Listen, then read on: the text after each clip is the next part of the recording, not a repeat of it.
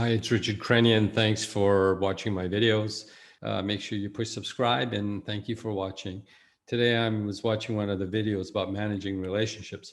And really I spoke about it quite a bit because I was trying to explain to my son, who was 21 at that time, that if you don't manage relationships and build your relationships, keep in constant contact with the people so that they learn how to trust you, you learn how to trust them, know their birthdays, care about them and everything else.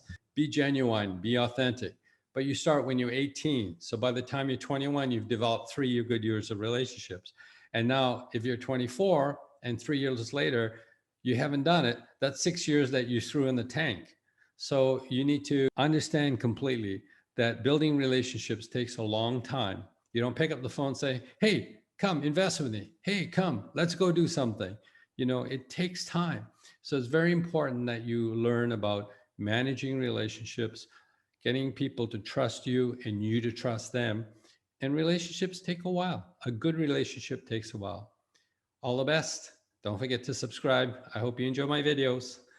See you later.